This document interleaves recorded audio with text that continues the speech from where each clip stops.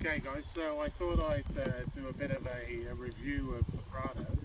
This is a 2021 Toyota Prado GXL, and if you've been following some of my road trips recently, you will see I've only had it for a few days. In fact, I've had it for about 5 or 6 days.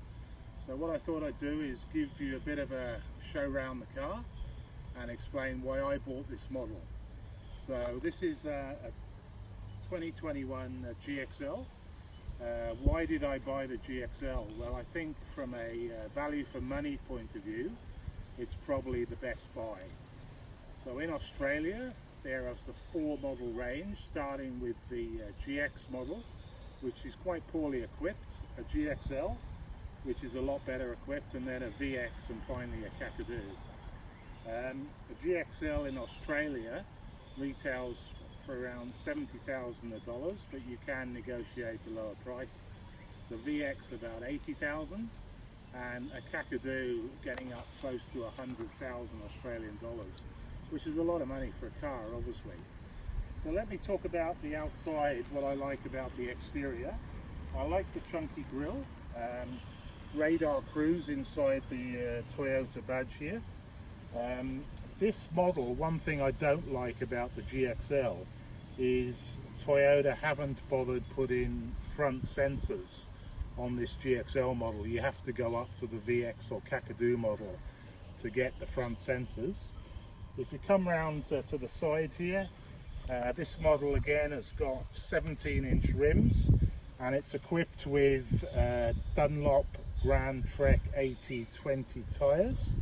It's a 265/65 tyre, and I think that's probably a compromise in terms of its off-road ability and also being fairly suitable on-road.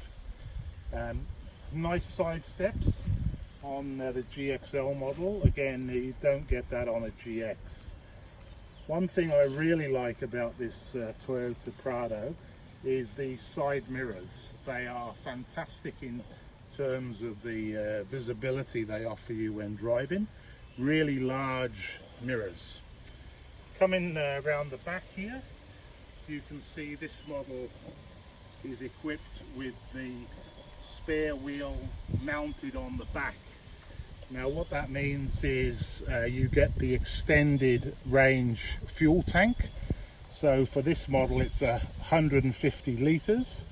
There is an option to have the spare wheel mounted beneath the car and have a flat back, but you only get the 87 litre fuel tank. Prado door obviously opens like a barn door, and inside you've got fairly good storage. Now this is a 7-seater. I've actually got the 3rd row of seats folded down, but with that 3rd row actually up, you only get about 120 litres of storage space. 2nd row seats are up at the moment. You get 620 litres of storage, and if you fold 2nd row down, you get about 1100 litres of storage space. So fairly significant room inside the car in terms of doing touring like I am with it. Okay, so let's take a look inside the car. So inside the car, Toyota have finally fitted a larger screen. This is a 9-inch colour touchscreen. It's got the quick buttons down to the side, as you can see, and below it, it's got all the very reachable air conditioning buttons.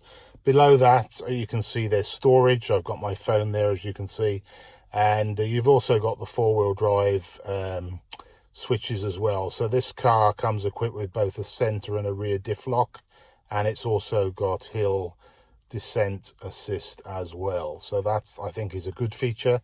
I'll put the color screen on so you can just actually see what it looks like. This actually is equipped with GPS. I'll switch the maps on. The Toyota mapping, I find, is actually quite good. I've been quite impressed so far with the mapping, and I haven't had any issues in terms of maps not being up to date. So this is the main mapping screen. It's also got DAB audio, AM and FM, and obviously this car is equipped with Apple CarPlay. On the instrument panel over here, you've still got the analog gauges for rev counter and for speed, but you've actually got an LCD display in the middle, which tells you various statistics around fuel usage. And you can see that since this car was refueled, I've got a range for 1,225 kilometers, and I'm averaging 8.6 litres per 100 k's, which is a little bit higher than Toyota actually claim.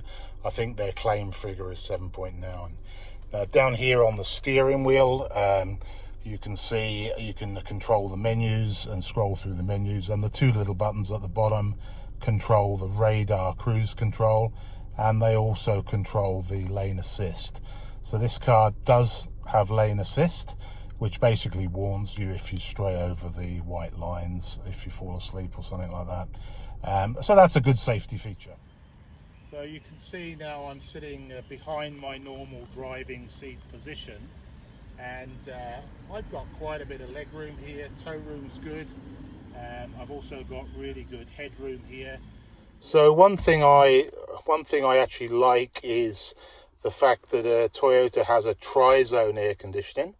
So you've got the two dual zones in the front, and here you can see in the rear there's a third zone for rear seat passengers, where they can control their own air conditioning. And you can see up here they've also got their own air vent as well, which allows access to directing the air to the rear seats.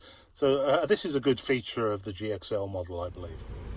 So one thing I guess that frustrates me a little bit about this car, given that you are paying close to 70,000 Australian dollars for it, is it's only equipped with a single USB. You can see in the frame there, that USB obviously is for the Apple CarPlay, and next door to it you've got a 12-volt charger. I'm actually using a USB extension in the 12-volt charger to give me a little bit more in the way of USB sockets. But come on, Toyota, that's something you should really be addressing, I think, in this day and age, is to give a few more USB ports. Okay, so let's have a look at the engine. So the other upgrade to this car is that Toyota has increased the output of the engine to 150 kilowatts. So that's a 20 kilowatt increase over the previous model, and that makes a significant difference. It's also now got 500 Newton meters of torque, and you can certainly feel that when you're driving. But the extra power is linked with a 6-speed automatic. And I think the other thing that Toyota have actually tweaked is the torque converter on the gearbox, which allows you to hold gear at higher revs without it dropping down when overtaking. So again, I think that's a significant improvement over the older model. Now, one other thing that Toyota have done, which is a significant improvement in this new model, is they've tweaked the engine software for the diesel particulate filter. Some of you may be aware that there's been a class action going on for the older models, which were built between 2015 2018, where they were having significant problems with the diesel particulate filter, and software in the engine now has been tweaked. And that problem, certainly from my experience driving this car for the last 5 or 6 days, has been that the diesel particulate filter is burning properly and is actually self-rectifying. So I haven't seen any evidence that there's a problem now with these newer models. So what's my overall feeling about the 2021 Toyota Prado? So unlike a lot of professional reviews, this is actually my car. It's not a car that I've just been loaned to talk about. I own this car, and I've owned it for about 6 days. I've just recently taken it on its first road trip, and I've done 812 kilometers. What I would say, as a touring car on the highway, it's excellent. It's extremely comfortable, and that's why I like it. There's some sort of niggly things like the USBs and some things like that I would like to see a little bit more advanced technology from Toyota, but I think what they provide is adequate, and the car's extremely solid. I mean, I think these Prados, as most people know, are really well built, and I think they will last forever if they're serviced properly and they have regular oil changes. The engine, I think the upgrades that they've made are fantastic. Certainly the extra 20 kilowatts of power I think is significant, and I think people will notice that. It's certainly made the car a lot more sprightly on the highway, and I think the work they've also done to the electronics in the 6-speed automatic, where they've made some adjustments to the torque converter, I think those are extremely good as well. So overall, I think this is a great car. I managed to buy this at a competitive price, certainly not at the list price you see advertised, and I've been extremely happy with it in my first 6 days of ownership. And as I say, I've only driven just over 800 kilometers in it, so it's probably not it's early days in the terms of making my assessments. So please subscribe to my channel.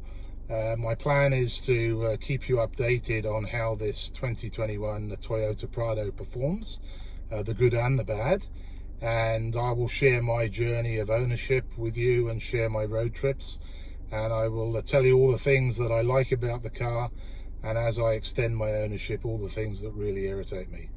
Thanks for watching. Please subscribe and please give me a like. I'm trying to teach an old dog new tricks and learn some things about YouTube. Thanks for watching.